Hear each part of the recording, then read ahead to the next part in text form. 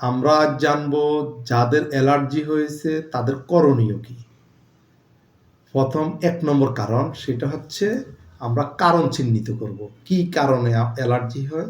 সাধারণত ধুলাবালি, ধোঁয়া অথবা আমরা যেসব খাদ্য খাই, এই খাদ্যর মাধ্যমে আমাদের শরীরে অ্যালার্জি হয়।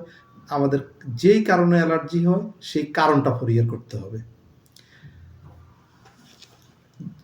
এটা এরপরে আমাদের আমরা যেটা করব সেটা হচ্ছে আমরা পর্যাপ্ত পানি খাবো। শরীর ডিটক্স করব। শরীরের ভিতরে যে টক্সিন আছে, টক্সিন বের করার চেষ্টা করব। শরীর কিভাবে ডিটক্স করব?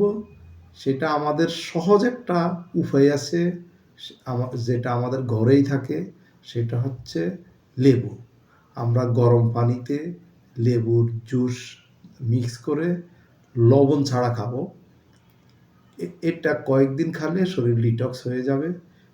আর এই ছাড়াও আরও ভালোভাবে ডিটক্স করার জন্য কিছু ন্যাচারোপ্যাথি মেডিসিন আছে, ওটার সাহায্য নেওয়া যায়। সেই ক্ষেত্রে আমাদের ভালোভাবে শরীর ডিটক্স হয়। যদি প্রয়োজন হয় আমরা সেই ন্যাচারোপ্যাথি মেডিসিনগুলো আমরা চিকিৎসকের সাথে যোগাযোগ করে আমরা গ্রহণ করব। আমরা হজম সহায়ক খাদ্য খাবো, পর্যাপ্ত ঘুমাবো, চিন্তামুক্ত থাকবো, নাক ত্বক পরিষ্কার রাখবো।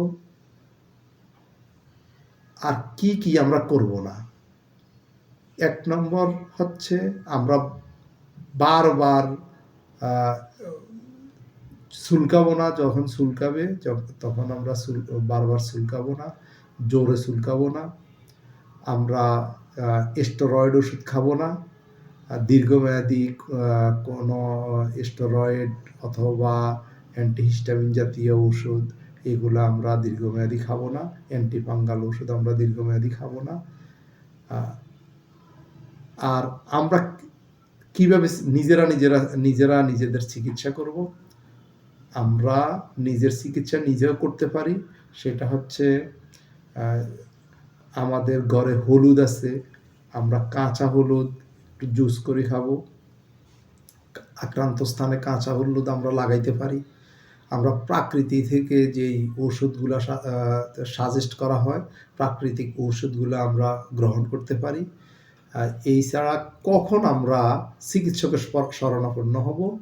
যখন শ্বাসকষ্ট হবে, যখন দাঁত বা একজিমা হবে, সাইনাসাইটিস হবে, নাকে পলিপস হবে, তখন আমরা চিকিৎসকের পরামর্শ হব। আর কি চিকিৎসা আমরা গ্রহণ করব? অ্যালার্জির জন্য সবচেয়ে ভালো চিকিৎসা হচ্ছে ন্যাচারোপ্যাথি ও হোমিওপ্যাথি। আমরা যেই কোনো একটা চিকিৎসা পদ্ধতি গ্রহণ করতে পারি অথবা ২ টা চিকিৎসা পদ্ধতিও গ্রহণ করতে পারি। যদি এই জন্য যদি আপনারা আমাদের কাছে আসেন, আমাদের ক্লিনিকের নাম ডাক্তার সাদাত ওয়েলনেস কেয়ার, যেখানে হোমিওপ্যাথি ও ন্যাচারোপ্যাথির সমন্বয়ে চিকিৎসা গাইডলাইন দেওয়া হয়, চিকিৎসা ব্যবস্থা গ্রহণ করা হয়। আমরা এরপর আর অ্যালার্জি বিষয়ক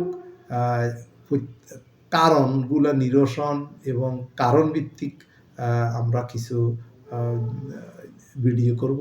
আপনারা আমাদের চ্যানেলে চোখ রাখুন। Doctor Sadat wellness care. সবাইকে ধন্যবাদ।